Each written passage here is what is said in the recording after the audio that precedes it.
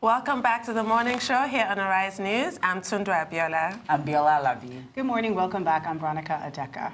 Our next guest, Osita Chidoka, came into national prominence by rising through the ranks to become Corps Marshal of Nigeria's Federal Road Safety Commission.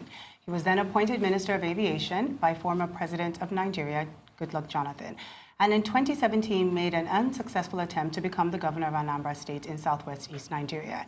He is one of the founding members of Nigeria's main opposition party, the People's Democratic Party, and in the current political dispensation has been a prominent member of the Atiku campaign organization. We are now being joined by Mr. Chidoka, who will be reviewing the performance of the PDP presidential candidate in this week's NG Candidates interview with Kadaria Ahmed, even as the countdown to Nigeria's presidential vote gains momentum. Welcome to the show. Thank you very much and good morning. Good morning. Just by way of a little clarification, so I didn't rise to the rank of the FRSC. I was appointed co-marshal of the FRSC. I was then working with ExxonMobil in Nigeria when President Obasanjo appointed me co-marshal of the Federal Road Safety. Thank you very much. We stand corrected. Yes, we do. We'll take Thank note you, of sir. that. Glad to have you. Today, you're here really to talk about your presidential candidate's performance. But before we do that, we wanted to just sort of talk to you a little bit about the trip to the U.S. You were part of that delegation.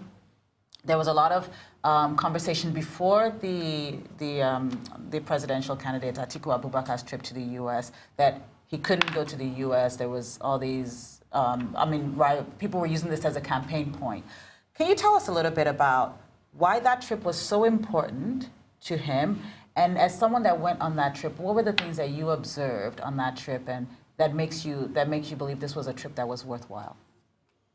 Well, first, the trip kind of, like you said, it cleared the air on the campaign issue that Atiku Abubakar couldn't go to the U.S.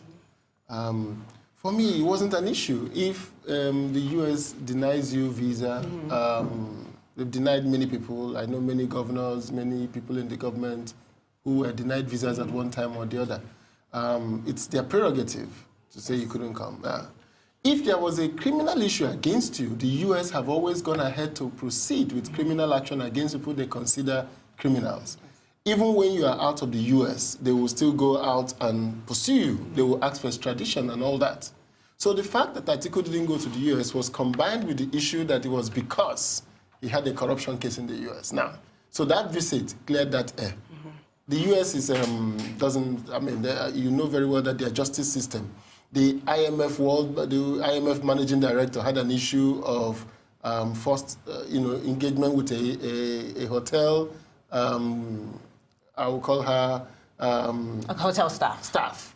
And they pursued him to the plane, brought him out of the plane, manacled him, and took him to court, and took him to prison, and tried him in New York. And the whole U.S. government system was quiet. Nobody could say anything. And he was the managing director of the IMF and a potential French president. That was how Strauss-Kahn left the issue of presidency in France. So if Atiku had a case in the U.S., trust me, the U.S. government will have pursued him long before now. So going to the U.S. was just a way to tell everybody that I have no criminal issues in the U.S. Do you think that was, yes, you're saying that the fact that he did, don't you think that also feeds this whole beast that one has to go to the U.S.? Because you don't have to go to the U.S. No, to you be don't a have candidate. to. It's not a requirement. But if you are accused of not going to the U.S. because you are avoiding justice, then you're a fugitive.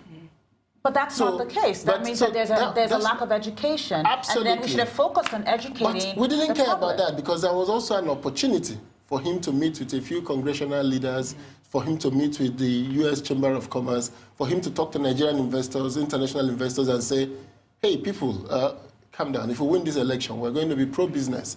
The current government in Nigeria is a statist government who expropriates the resources of investors, who have frightened investors in Nigeria. And we're saying, with the PDP government comes in, we'll make sure that we follow the due process. So we'll make sure we expand business opportunities. So in your opinion, in your words, it was a successful trip. And the opportunity was used then to form alliances or to get ahead of his presidential nomination. Absolutely. It was a very successful trip. What kind of political mileage locally do you think Atiku Abubakar was able to extract from this whole incident? And internationally, you just referred to the U.S. government and what he went there to pitch, which was a stronger Nigeria-U.S. relationship as opposed to the current trend of Nigeria-China. How does the U.S. perceive Atiku's candidacy? Positively. Positively. Expand on that. If you notice, Nigeria has been an issue. The U.S. Congressional Caucus, the Foreign Relations Committee had come out with a congressional hearing titled Nigeria at Crossroads.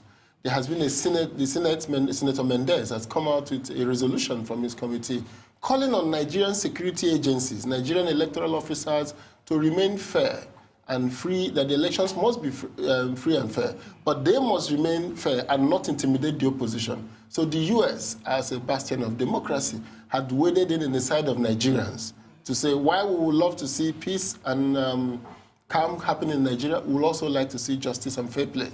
So I believe that Nigeria's U.S. engagement arising from this visit and arising from other interactions has been very, very positive. And the message to them is that a stronger Nigeria-U.S. relationship is about to happen with the PDP government. Because we are the pro-business government. We are the government that did privatization. We are the government that ensured that the middle class in Nigeria came back to life. So it is important for us to continue to share our credentials around to the world. Okay. So, I mean, I think that once you sort of, someone that went on the trip, you've said this now you've come back and you guys have hit the ground running. There's been a number of debates, there's been a number of engagements, but there's been one particularly that people have not been exactly happy with, and that was the one in which, the first one in Abuja, which President Buhari was a no-show, Atiku showed up, was mic'd, sat on the stage, and then left when he found out that Buhari was a no-show. How do you, there's been quite strong criticism against that action. How do you respond to the critics saying, he's not there to run, he's not there to get elected by Buhari, he's there to get elected by the people, and he had an opportunity to talk to the people, and he left that opportunity on the stage? Well, but he wasn't there to address the people, he was there to debate. And you have to have partners to debate with. But there were partners that the people that he would need to debate with, two of them have dropped out of the race, was the president of Nigeria. But that is the president of process. Nigeria is supposed, was said, this is a debate. We want to debate. We want to discuss. We could buy airtime for him to talk to Nigerians, gather Nigerians and talk to them. But the important message was, this is going to be a debate. And I think that issue is now moot, because he made a strong point that we have a president who has refused to engage with Nigerians, who have refused to engage with his fellow candidates. And we're not going to come here and talk about this president without him being present. But don't you think that would have been don't you think that would have been the way to show leadership? If you have someone that you feel is supposed to be in a leadership position, such as the president, and he decided not to stay, don't you feel that would have been Atiku's opportunity to then stay in, to engage other people, to let us know that this is how a leader should behave? Yes, it's a point, but the point he was making was that this is a debate. So you don't think that this point that he has made has been seen as negative as opposed to positive? No, I don't think it was seen as negative. In fact, many people are realizing that it was an important show of the fact that you can't just have your way like that. You can't make us... He traveled all the way from the U.S. to come to debate with you. And then you decide not to turn up. But many people also view it as a missed opportunity, because the fact is that nobody was shocked that the president did not turn up, let's face it. The PDP had sort of hammered on the point that if any candidate does not debate, the Nigerian public should not vote for them. That was the PDP line. So was it that the PDP dug a pit for the president and fell into it themselves when he did not debate? And also, they don't face each other as we are and have a conversation. They face the cameras, they're talking to Nigerians, there's a moderator. So it doesn't really matter that the president was not there. He was never expected to be there. We believe that this election is a referendum on the APC's government. It's a referendum. We believe that they cannot escape this election not being a referendum. We don't want to make this election about other people. We want to make it about the government. Are you better off than you were 4 years ago? What about making it about Nigerian people? Yeah, but the Nigerian people are going to be voting about their future. They're going to be voting about comparing, two things. People go to elections to make a comparison. They don't go to elections if it was a single election where you are the only candidate. Then you say, is yes or no. I'm convincing you not to vote no. But here, people are going to make a choice between the current government and the challengers who are saying, I could do better.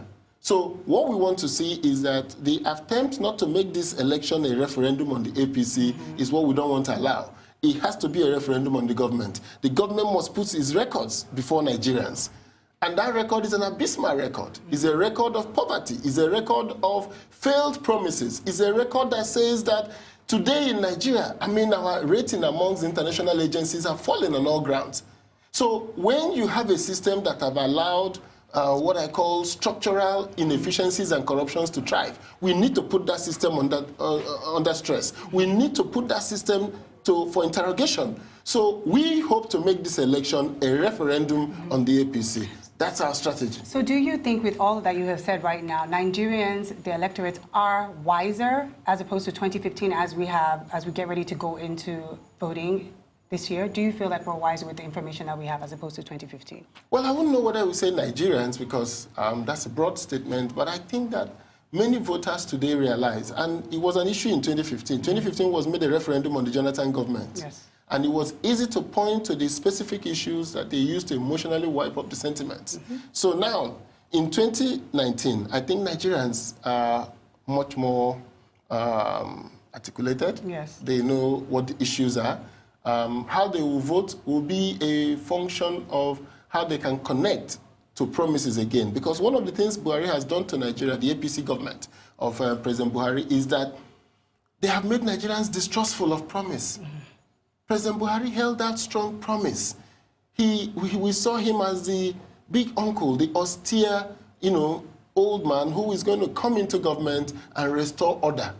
I remember very well the night we were discussing about handing over to Buhari, the night after President Jonathan lost the election. I was with President Jonathan, and we all sat down to say, all people came up with different ideas. No, we should not accept the result. One of the arguments that came up that night was that 3.1 million votes were invalid votes for that election. And the difference between President Jonathan and Buhari was 2.5 million votes. So we should not accept the result. But some of us in that room, and most of us, sat down and said to Mr. President, we conducted this election. The elections have come and gone. We should let go. And the president himself said, I will not allow anybody's blood to be spilled on my behalf. And he stood up and handed over to Buhari. When I see the same government now attack all institutions of government under the guise of corruption and attack the Chief Justice of Nigeria, it makes us wonder, what is the future for Nigeria? Will the next governments in Nigeria be willing to take this type of risk again? Will governments that are coming after President Buhari's government not appoint people from their ethnic group in all the security agencies in Nigeria?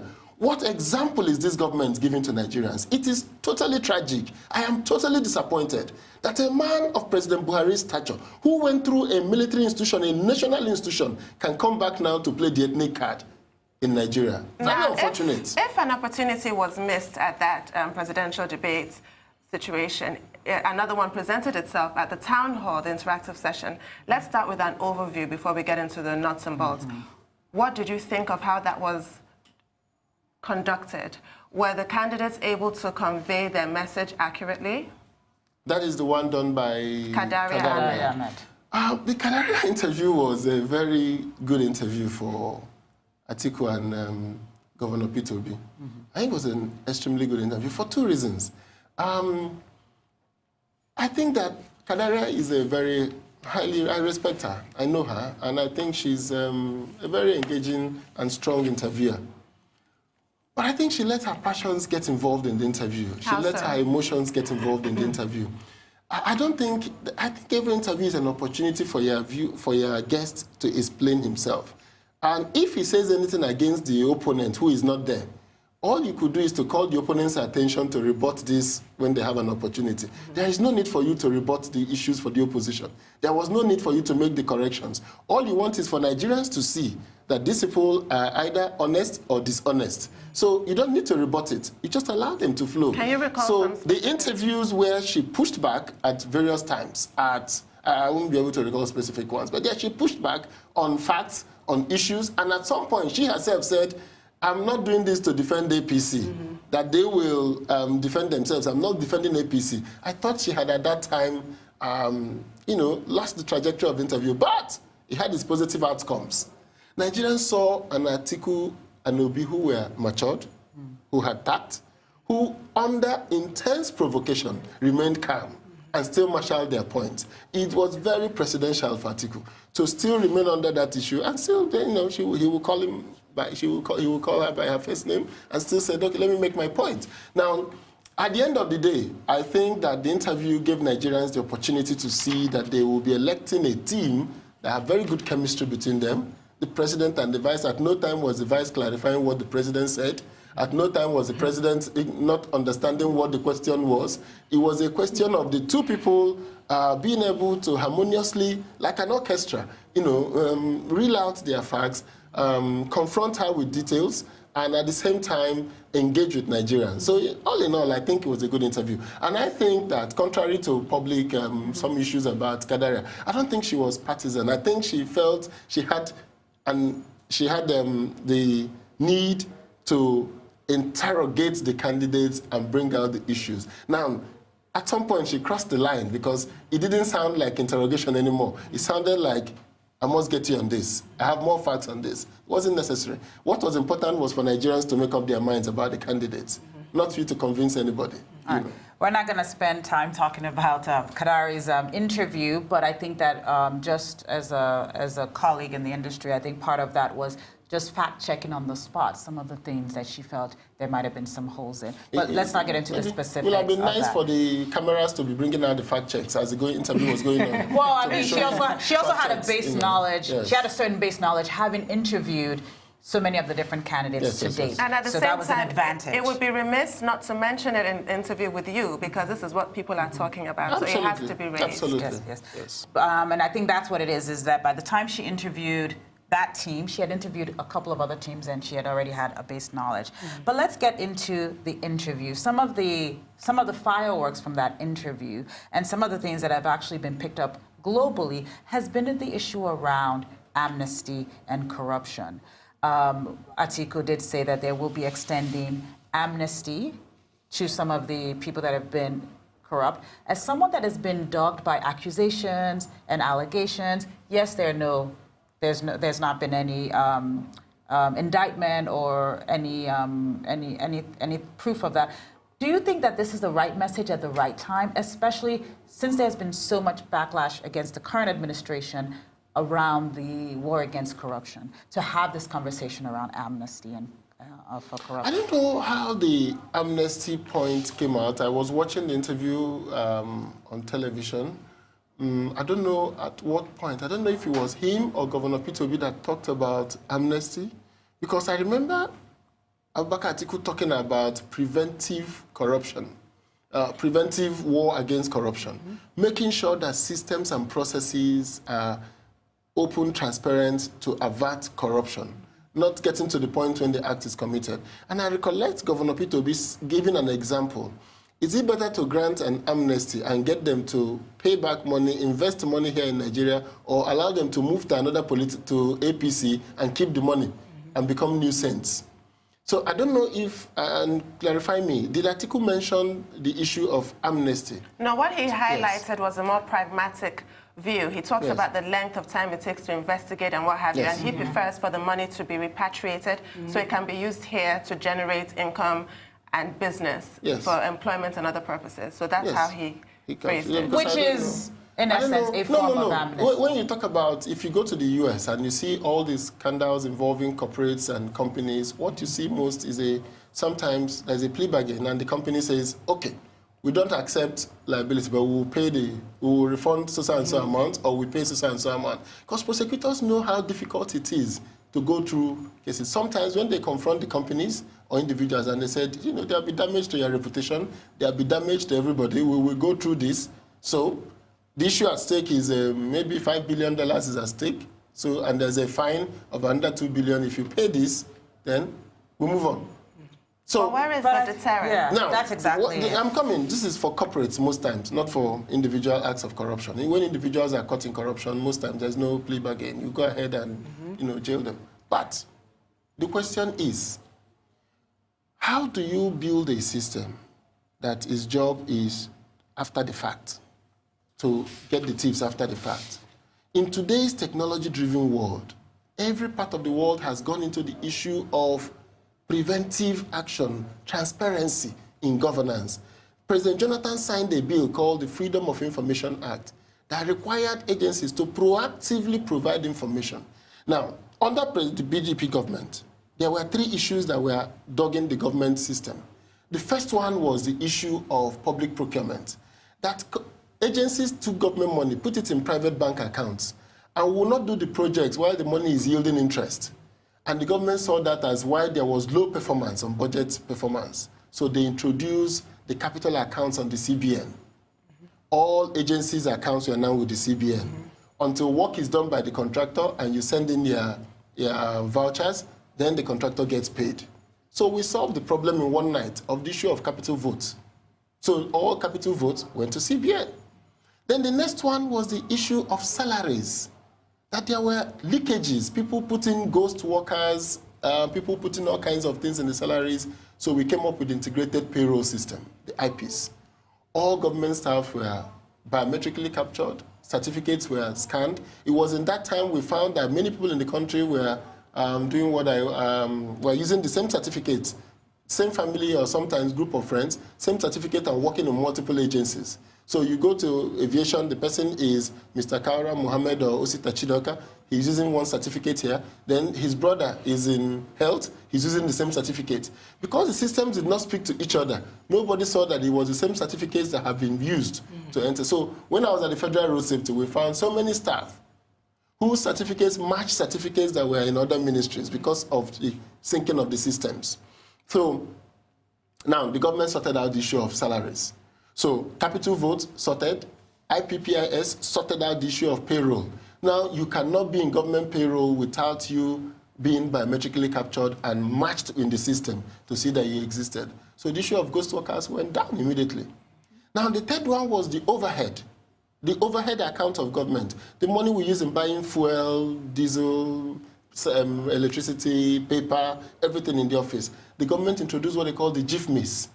So all the accounts again were centralized. And before you could use money for that, you need to send in the vouchers and then electronically send in the request, and the money will be sent to the providers. So if you're buying diesel, you pay the diesel provider. You're buying paper, you pay the paper provider. So as at the time we left office, capital accounts were in CBN, payroll account was under IPPIS, and then GIFMIS had taken over the overheads of the account. So there was no money available in the ministries for anybody to control or steal. The last one was the issue of revenue, government agencies that got revenues. So we came up with the single treasury account, the TSA. Now, the TSA was supposed to mean that as you get your revenues, the banks that collect it for you will deposit it immediately the same day to the central account, to the single account. But what happened? Many of the government agencies pushed back that our revenues are not revenues. These are fees paid by people to get passports. We need to buy the materials to make the passport before they can pay us. So you cannot take it back and put it in the consolidated revenue account. It has to be made sure that we also get the cost of providing the service. So you want a driver's license, we have to first make the driver's license for you to pay. So there needs to be a distinction. This is not revenue. That the fact the person paid 6,000 is not revenue. 3,000 of that belongs to the state, 3,000 to the federal government, of which almost 2,000 something is for providing the license. So that led to the issue of sorting out which agencies had cost of providing the services and how to make sure that these are paid.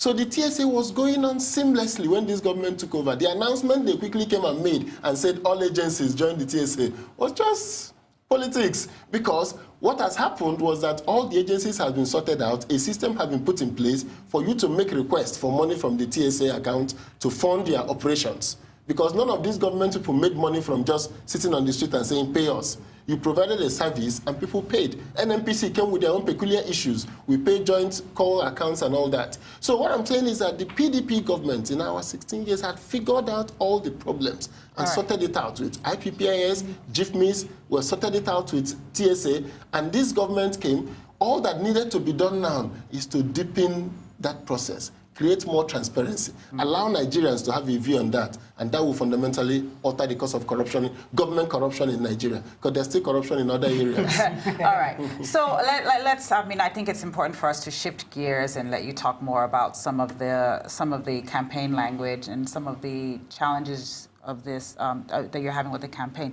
I wanted to just actually talk to you a little bit about the boycott this week. This week, your campaign suspended campaigning for 2 days in protest of the judicial, what do I call it, quagmire that we're currently facing in Nigeria. Do you think, once again, that was an opportunity lost to either get to the streets and tell the people of Nigeria what is happening with the judiciary, or do you feel like, once again, this was a good position to take, and losing 2 full 24 hours? 3 days. Sorry, 3 days before, 3 days, like with less than 2 weeks before a major election in Nigeria? Well, it's our own sign of protest because we're a responsible opposition. We're not an opposition that wants to throw stones on the streets. We're a responsible opposition. We've been in government. We have experience. But we know that the rascality of the APC government in going to do something that the president had no powers to do needed to be challenged. And we felt it to be challenged through the legal process. Atiku has been a man of the law of the courts. He went to the courts to get himself to contest in 2007. He believes in the court process. If the government, and I believe this is a serious issue, we not only need to interrogate what happened to the CJN, we need to interrogate who are those that made it possible for that act to happen. It needs to be interrogated. Because the issue of the CJN was a simple matter for us in PDP. The simple matter of process. The simple matter of respect for our laws. The court order that they relied on to swear in the Chief Justice, the acting Chief Justice, did not ask the president to suspend the CJN. He told the CJN, the order was directed at Onogen to step aside as CJN, and the president to swear in the second in command, the most senior judge. There was nothing in the order that said suspend, because nobody has such powers.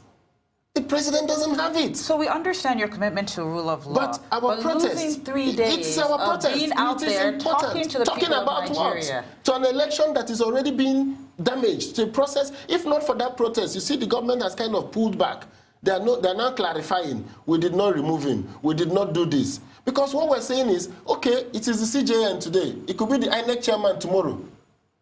It could be the Inspector General the day after.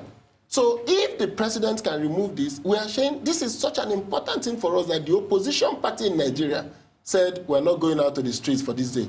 An important day for us. And we sent a message out to the whole world. Now, The Economist, news broke today that The Economist has predicted an Atiku win for the presidency on his sweeping free market agenda, but they doubt that he'll be able to implement it. What's your take on this? Let's first stay with the first part of the news, that he will win the election. That first part of the news is critical. There's no way President Buhari can win the election. The coalition that brought him to power, for 3 times he's been contesting elections before this time, he couldn't break out of the north. The coalition that brought him to power, he damaged it. He is one of the most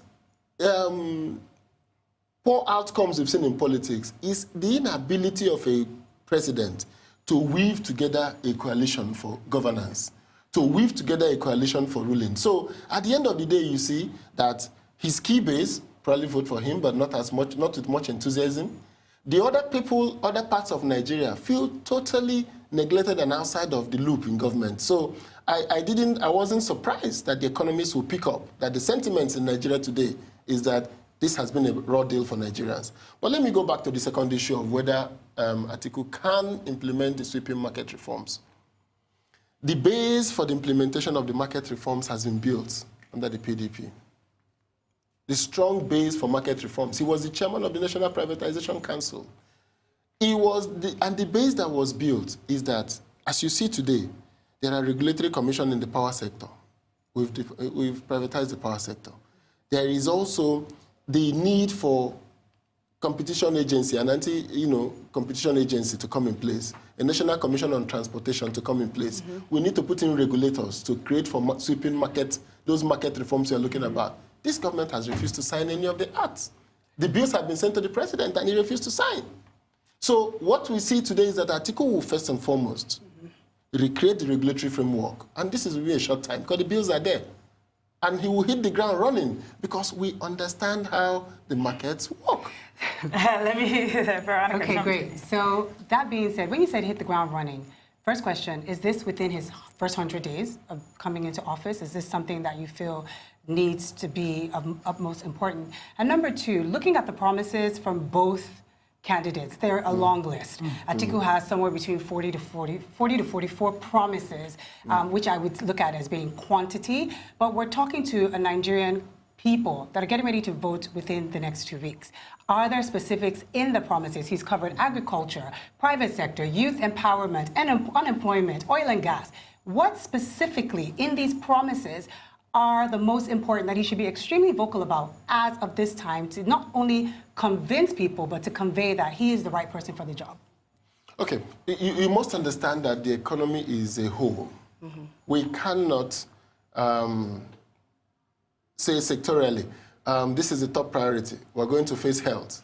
Because for you to have health, you need to have doctors. So the education system has to provide That's understandable, but there are certain things that you have to look at that are of utmost importance as you come into government. We have put two things at the top of the agenda in Nigeria. Three things, actually. The first one is to unify Nigeria. Nigeria is badly broken to its fault lines. Unify how? Unify Nigerians. For the first time in the history of the country, all the appointees of this government are from one part of the country. Most part of the country feel neglected and out of the loop. We have tension in the country from the northeast to the southeast to the south-south. There is visible feeling of anger against a government that has, unwittingly or wittingly. And what the president says is his explanation. These are the people I can trust, and these are the people I know. And then he went again to the state like Anambra to tell them, I did it on merit. How about merit? The current federal government exams, Anambra is #1 on merit with 65. Zamfara is with 8. So what are you teaching Anambra people about merit? So the key issue in Nigeria today is to get back a national consensus. And we believe that that is the first thing we must do in the first 100 days. Give every part of Nigeria a sense that you are stakeholders in the Nigerian project so that you can even start thinking about economic policies and other policies. Just getting everybody back to the table is #1. Second one is security. We need to restore confidence in our security system. We need to review our security architecture. The current architecture we have today is too old and too archaic to respond to emerging trends and threats. It is tragic that 3 years into a government, 4 years now, they haven't been able to hold a stakeholder conference on security to say that 1986 government reforms of the security agencies that created the SSS, the NIA, the DIA, was done by President Babangida, arising from how General Buhari turned the NSO into a draconian military outfit. After that, we haven't had any much fundamental changes. President Jonathan came with some policy on transportation, on security. It wasn't far-reaching. So but with the Atiku government, in the first 100 days, we need to go back to the drawing board. Why did our security system fail us like this? It failed us in the northeast. It failed us in the south-south, where we had to do amnesty to be able to get the south-south, talking about amnesty, to get the south-south militants back on board, to stop the breaking of our pipelines. We needed to create an amnesty by President. And then the last one? And then the last one, and the most important for us, which is the one that would impact on Nigerians, is to look at the issue of poverty. How did it happen that more Nigerians are going into poverty? So what are the sectoral actions we are going to take to lift Nigerians out of poverty in the immediate? What are the quick things? And one of them we found out is that we must quickly move with the project of unique identity for Nigerians.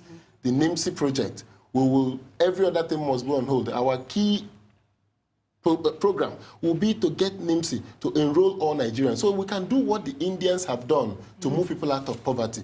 Create that unique identity that allows us to do immediate transfer of benefits to those who are working, immediate credit line to the women who are delivering services at their local areas to ensure that we lift Nigerians out of poverty. So we will unify, we will secure, and we will lift Nigerians out of poverty. All right. No problem. We're wrapping up, but one of the things that, to just follow up on Tunu's point, was The Economist did say that the margin of victory will be very narrow. With basically, we're going into the elections in 2 weeks. What are your expectations and outcome of this narrow margin? And then do you think that these elections could be free and fair at this point? And following on from Biola's point, Prince Uche Secondus said that there will be war if PDP loses the election. If the election is rigged. If the election is rigged, yes. Which is contrary to Atiku Abubakar saying that he would be satisfied if it's a judge free and fair. Yes. So how confident is the PDP in INEC at this moment to deliver a free and fair election? Well, we are not in the religious business, so there's no issue of trust. We trust, but we verify. So what we ask INEC to do, be transparent, allow everybody to see the process. The card reader, the president's refusal to sign the Electoral Act was a clear sign that this man has disappointed Nigerians. It was a clear sign that he had no plans to go back to the fundamentals of what he said was wrong with Nigeria. 3 times he took INEC to court. 3 times he said INEC was rigged him out of an election. Now as president, he hasn't done anything to improve the transparency nor the integrity of INEC. Instead, we're debating whether his niece will work in INEC or not, whether this daughter of the sister, is it the daughter of the sister or the daughter of the wife of the sister's husband? What nonsense! But once again, just, you have one last thing to say. What do you want to say to the people at home watching? Nigerians, this is a great opportunity. This is a golden moment for Nigerians, a moment for Nigerians to speak with one voice, that we need to unify this country. It is the time for Nigerians to say to everybody, to tell to the world that we can put in a government and we can benchmark that government. If the government doesn't deliver on our promises, we will eject the government out of office. Voting for Atiku and Obi on February 16th Thank you very much. will be Nigerians' way of saying to the world that we are capable of managing our democracy. All right, thank you very much. I thought you were going to tell us more about free and fair elections, but you did use it as a campaign stomp speech. Thank you very much, and look forward to having you again. It's time now for a short break. When we return, Arise News analyst and producer Charles Owako will be joining us to review the top newspaper headlines from across the country. Stay with us.